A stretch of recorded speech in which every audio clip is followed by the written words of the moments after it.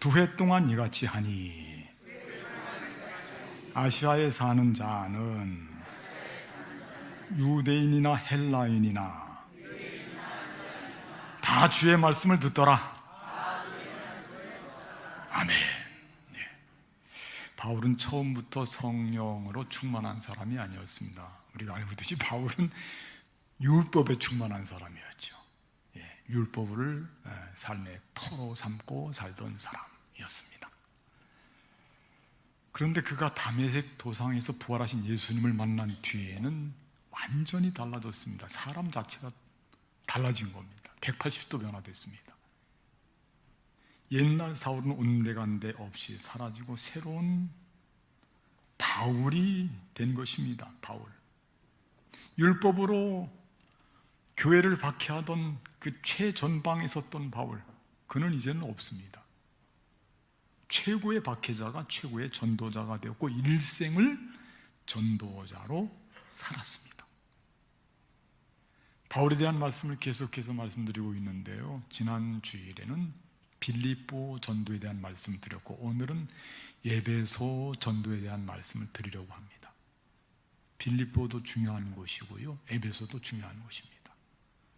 사실 바울의 전도 전체 여행 중에서 빌립보와 에베소의 전도는 정말 그의 모든 전도를 요약할 수 있는 그런 아주 귀한 전도지가 되겠습니다. 오늘 특별히 에베소 이 전도는요, 그리스도교의 기반과 활로를 열어주는 결정적인 역할을 했다는 데에서 큰 의미가 있다고 하는 것입니다. 에베소가 어디냐면 에베소하고 빌립보가 좀 차이가 있죠. 빌립보는 마게도냐 반도 첫 성이니까 로마에 더 가까운 곳이라고 한다면 에베소는 소아시아, 지금으로 볼 때는 튀르키예 지역이 에베소가 있는 지역입니다.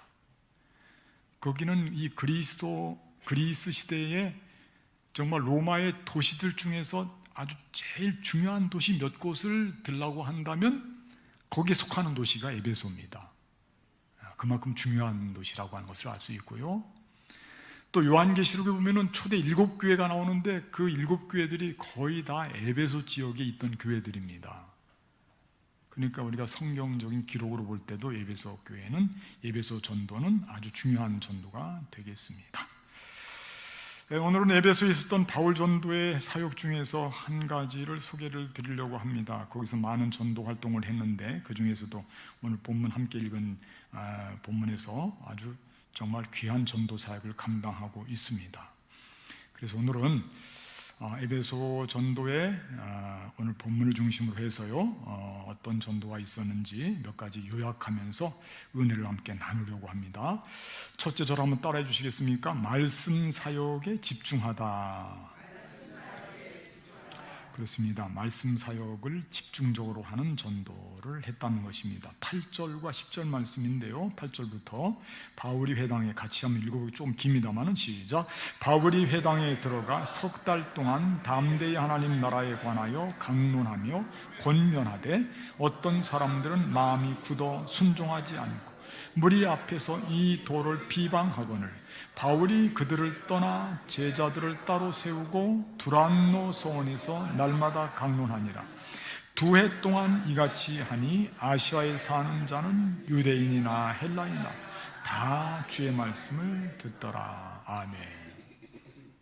전도를 어떻게 하는 것이 좋을까요? 전도에 대한 많은 방법론들이 있는데 전도할 때 제일 중요한 것은 복음을 선포하는 거거든요. 빌립보 전도 때 복음을 선포했습니다.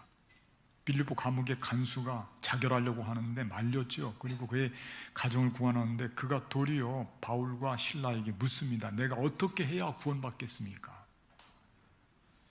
그때 복음을 선포합니다. 뭐라고 말씀을 하느냐면요, 주 예수를 믿으라.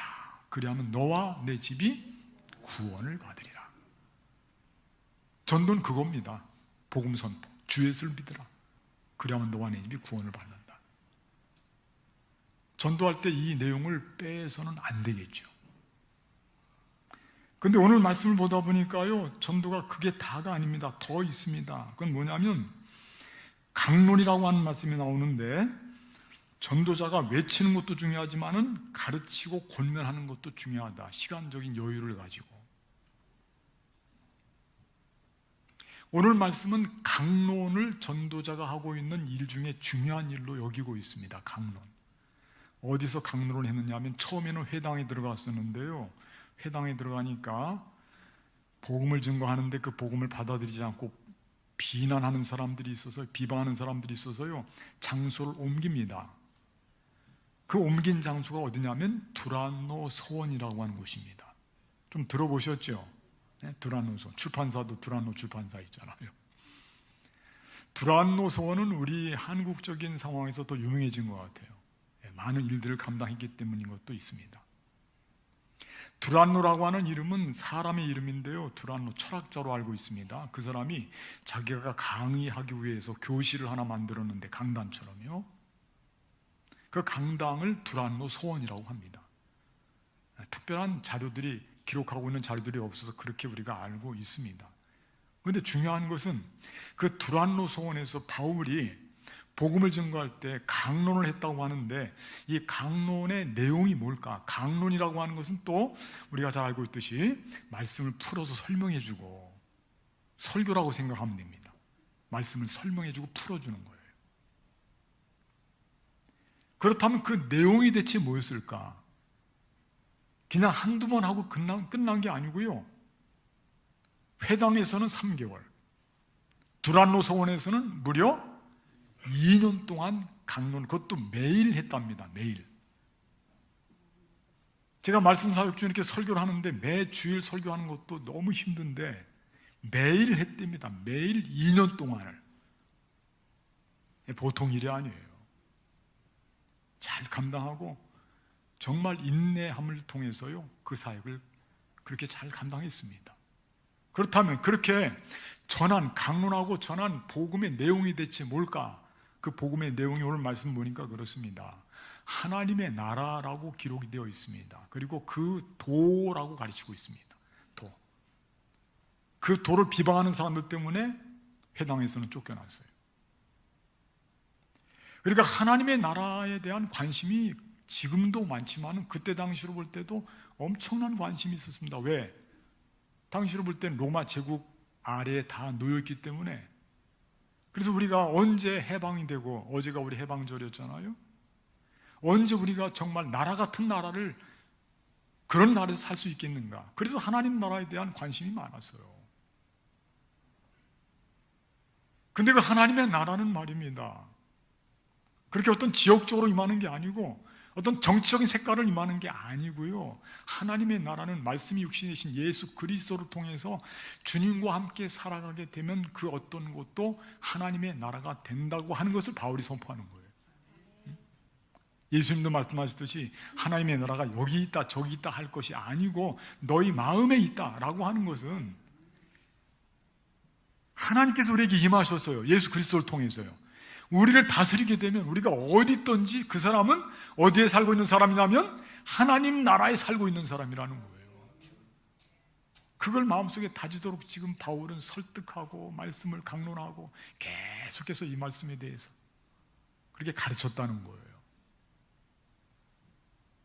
우리도 마찬가지입니다. 우리가 이 세상을 살면서 어떤 사람은 신앙을 통해서요, 믿음을 고백하고 예수님의 제자가 되어서 평생을 행복하게 하나님 나라에서 사는 사람도 있는데 반대의 삶을 사는 불행한 사람들이 있어요. 물질도 풍성합니다. 배울 것도 많이 배웠어요. 사회적으로 위치도 있습니다. 그런데 삶이 고단하고 힘들어. 왜? 거기에 삶의 주인이 예수 그리스도 하나님의 나라가 아니기 때문에 그래요. 하나님께서 통치하시는 것이 이루어지지 않게 되면요, 그 틈을 타고 악마가 우리에게 침투해서요, 사탄이 자기 나라라고 주장할 때가 있어요. 우리가 그래서 영적으로 깨어 있어야 됩니다. 하나님의 나라를 빼앗겨서는 안 될 줄로 믿습니다. 성경 말씀에 그런 말씀도 있더라고요. 하나님의 나라는 침노하는 자의 것이다. 그만큼 우리가 영적인 깨어있는 사람으로서 성령 충만함으로 살아가야 된다는 거예요. 그래야 하나님 나라에서 살 수가 있어요. 저는 우리 그리스도인들, 우리 둔전교회 모든 식구들도 저를 포함해서요, 우리가 정말 하나님 나라에서 살도록 그런 삶이 됐으면 좋겠습니다. 오늘 바울은 그 점을 위해서 2년 동안 매일같이 복음을 선포하고 복음을 강론하고 설교하고 그렇게 가르쳤습니다. 그런 특징을 갖고 있는 전도가 바로 이 에베소 교회에서의, 에베소 지역에서의 전도였다라고 하는 것입니다. 그러니까 전도할 때요, 우리가 나가서 선포하는 것도 중요하지만 이와 같이 제자들을 키우고 양육하고 가르치고 하나님 나라를 끊임없이 계속해서 저들에게 강조하고 만들어가는 거죠. 시간적인 그런 오랜 기간을 통해서요. 이런 전도에 열심을 냈다고 하는 거 첫 번째가 되고요. 두 번째 저를 한번 따라서 하실까요? 치유 사역에도 힘쓰다. 아멘. 그렇습니다. 말씀 사역에도 집중했다면은 그러면 치유 사역은 어떻게 했을까? 치유 사역도 힘쓰는 거예요. 말씀 한번 먼저 읽어볼까요? 하나님이 시작. 하나님이 바울의 손으로 놀라운 능력을 행하게 하시니 심지어 사람들이 바울의 몸에서 손수건이나 앞치마를 가져다가 병든 사람에게 얹으면 그 병이 떠나고 악기도 나가더라. 놀랍습니다. 누구 같으냐면 예수님 같아요. 예수님. 예수님 옷자락 만졌는데 제자들은 그것도 모르죠. 예수님께서는 능력이 나간 것을 알고 계셔요.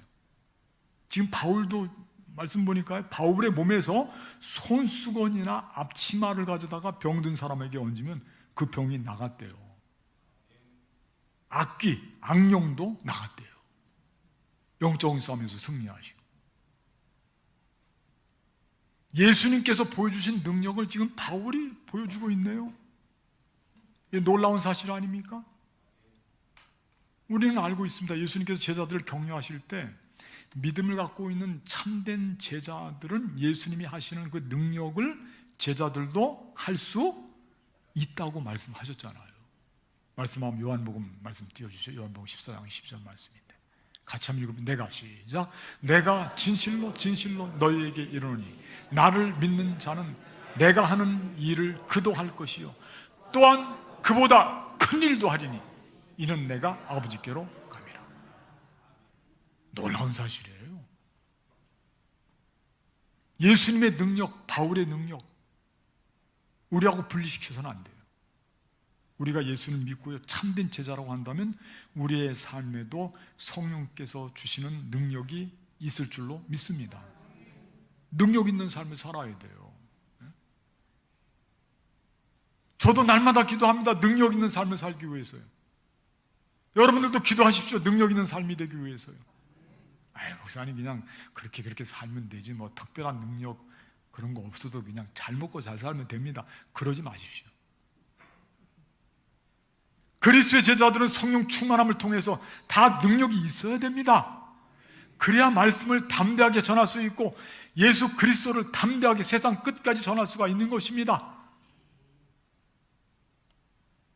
그런 삶을 우리가 마음속에 지향해야 됩니다. 능력의 삶을요. 지금 바울의 모습은 너무나 놀라운 모습이에요. 그런데요, 오늘 말씀 보니까 이상한 일이 하나 지금 소개가 되고 있습니다. 마술사들이 등장하고 있어요. 마술사들이. 제가 지난번에도 말씀드렸지만 마술은 가짜입니까? 진짜입니까? 가짜입니다. 마술은 속이는 겁니다. 감각을 속이는 거예요. 눈을 속이고 귀를 속이고. 마술사들이요 예수님의 이름을요 시험을 하면서요 도용을 하고 있어요. 예수님의 이름을 도용하는데 시험에서 되나 안 되나 보자 이겁니다. 그런 거짓 마술사들의 행동 속에 예수님이 도용되는데 거기서 예수님의 능력이 나타날 수 있겠냐고요. 예수님께서 그거 동의하시겠냐고. 어림도 없습니다. 예수님의 이름을 잘못된 목적을 가지고 잘못된 동기를 가지고 이용하려고 하는 사람들은 이 대목을 잘 봐야 됩니다. 왜냐하면요 이렇게 하려고 하다가 결국은요 악기 악령 들린 사람한테 죽을 뻔했어요. 잘못하면 큰일 납니다. 예수님 이름 도용하고 멋대로 쓰려고 하면 안 됩니다. 여기 있는 사람들 보니까 지금 악귀가 대답하여 이르되 내가 예수도 알고 바울도 알거니와 너희는 누구냐 하며 악귀 들린 사람이 그들에게 뛰어올라 눌러 이기니 그들이 상하여 벗은 몸으로 그 집으로 도망하는지라.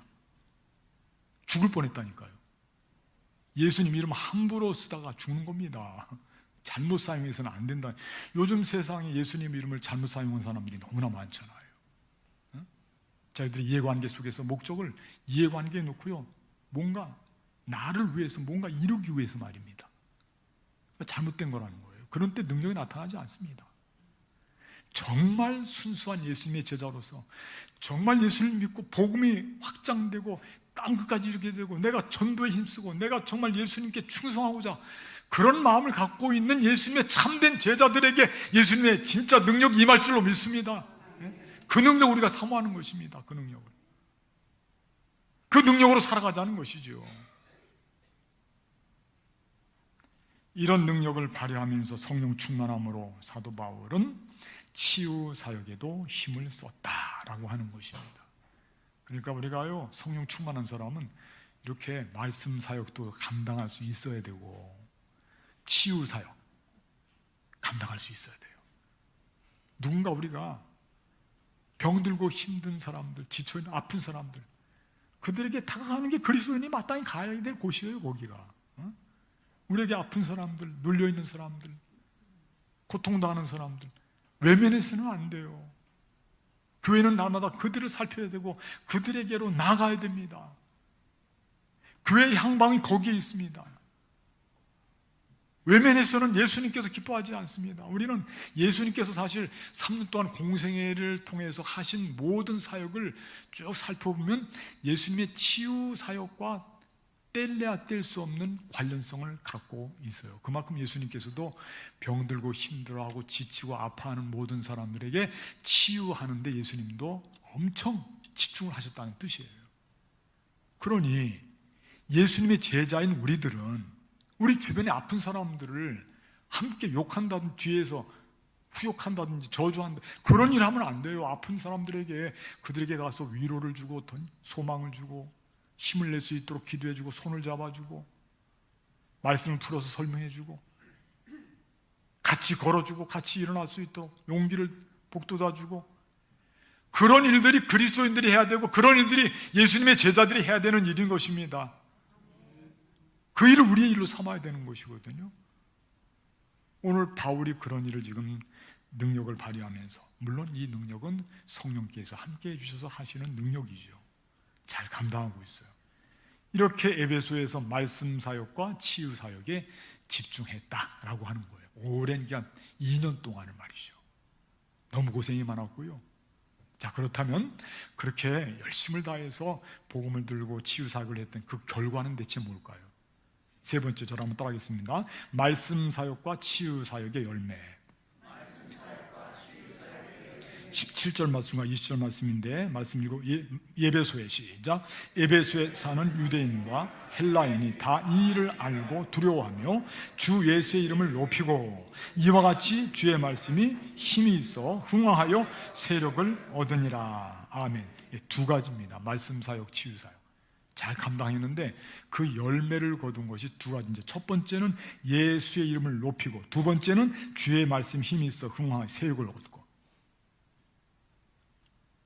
첫 번째, 예수의 이름을 높였다는 겁니다. 바울이요, 이렇게 능력을 발휘하고 2년 동안 말입니다.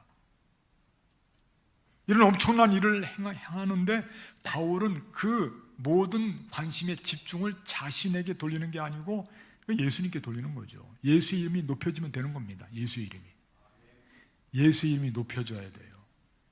전도자를 통해서 전도자가 높아지는 게 아니고, 전도자가 많은 사람들한테 인기가 좋아지는 게 아니고, 누가 높아져야 된다고요? 예수님의 이름이 높여져야 된다. 저는 이거 심상치가 않습니다. 요즘에 매스컴이 발전하고 유튜브라든지 이런 것들이 많이 매체들이 나와가지고요, 목회자들 중에는 다 그런 건 아니겠지만, 목회자들 중에는요, 복음 증거하는 사람들 중에는요, 은근히 자기 이름을 조금 많이 인지도를 높이려고 이름 높이고 자기 이름 알리고 유명한 목사 되기를 바라고요. 거기에 안달인 사람들이 많아요. 그리고 또 성도님들은 그것도 응원해주고 또요, 유명한 목사님들 찾아다니고, 이름 잘 모르는 목사님들은 더 마치 더 묻혀 몰라요. 그래서 잘 모르고 알아주지도 않아요. 저도 한번 여러분께 여쭤볼게요. 제가 우리 둔전교회 오기 전에 저희 이름 알았어요? 엉뚱한 질문이죠? 예. 그래서 이름 있는 목사님들 찾아다니는, 유행 따라다니는 신자들이 많이 있어요. 왜 그럽니까? 그러지 마셔요. 그리고 그런 생각을 가지고 목회하는 것은 그건 저는 아름다운 목회라고 보지 않습니다. 우리의 모든 활동을 통해서 목회 사역이라든지 말씀 사역이라든지 전도라든지 이런 모든 사역을 통해서 오직 높여질 이름은 예수 그리스도밖에 없음을 믿습니다. 거기 집중해야죠. 왜 우리가 거기 나서냔 말이에요. 우리 겸손히 낮아져야 되잖아요. 전도할 때도 마찬가지입니다. 전도할 때도 우리가 교회 봉사할 때도 마찬가지예요. 모든 활동 속에서요, 내가 높아지고 그 교회 누구 하면 모르는 사람 없어. 그런데 자꾸 우리가 기웃거리지 말아야 되는 거예요. 그 이름 되는 게 뭐가 중요한 겁니까? 예수님께서 알아주시면 되지. 하나님이 기억하시면 되는 거 아닙니까? 거기에 목적을 삼아야지. 바울은 이런 점에서 너무 감사한 모습이 보여요. 바울은요, 자기 이름을 얼마든지 낼 수 있는데 여기 보니까 지금 그 결과로다가 주 예수의 이름을 높이고 예수님의 이름만 높아지는 거예요. 예수님의 이름만. 저는 이 부분에 대해서 정말 제 눈이 커졌습니다. 모두 우리의 활동을 통해서 예수님의 이름이 높아지는 그런 일이라고 한다면 우리는 잘하고 있다, 그겁니다. 그렇게 나가야 될 줄로 믿습니다. 그리고 주의 말씀이 힘이 있어 흥화하여 세력을 얻으니라. 이 말씀은 무슨 말씀이냐면 예수님께서 유일한 그리스도가 된다고 하는 말씀이 처음에는 그들에게 그 말씀에 대해서 사람들이요 받아들이지도 않고 또 회당에서 그 말씀을 전하니까 비방을 해갖고 쫓겨났기까지 했습니다. 그런데 2년 동안은 두란노 소원에서 이 말씀 계속 붙잡고 말씀을 하니까요, 결국은 많은 사람들이 맞다 예수님만이 그리스도고 예수님만이 메시아야. 맞아. 로마의 황제가 우리 구해주는 게 아니고 예수님이 우리의 메시아고 참된 그리스도란 말이지. 그렇게 그 세력이 넓어져 갔다는 것입니다. 우리 시대도 마찬가지입니다. 우리의 참된 그리스도는 예수님밖에 없어요. 예수님이 우리의 그리스도고 메시아고 우리의 주님이십니다. 그의 세력을 얻어야 된다는 것입니다. 다른 데 빼앗기지 말고요. 에베소 전도는 성공적인 전도였어요. 승리했습니다. 잘 됐습니다. 복된 전도였습니다. 오늘 바울은 에베소에서 성령 충만한 사람으로서 예수님의 이름을 높여드리고 많은 열매를 맺었습니다. 우리들도요, 성령 충만함을 덧입고 이렇게 복음을 가슴에 안고 힘써서 복음을 전하면서 세상 모든 사람들에게 존귀하신 예수님의 이름을 널리 날리고 우리는 능력 있는 삶으로 나가시는 저와 여러분들이 되시기를 주님의 이름으로 축복하겠습니다. 기도하겠습니다. 하나님, 오늘 말씀 통해서 성령 충만한 바울의 모습, 말씀을 강론하고 가르치고 권면하고 주님 아프고 힘든 이들을 치유하고 놀라운 능력이 나타났습니다. 그러나 예수님의 이름이 높여졌습니다. 감사드립니다. 주님, 하나님의 말씀, 주의 말씀이 힘이 있어 흥황하게 되었습니다. 감사드립니다. 우리 삶이, 능력 있는 삶이 이런 모습이 되게 하여 주시옵소서. 우리 주 예수 그리스도의 이름으로 간절히 기도하옵나이다. 아멘.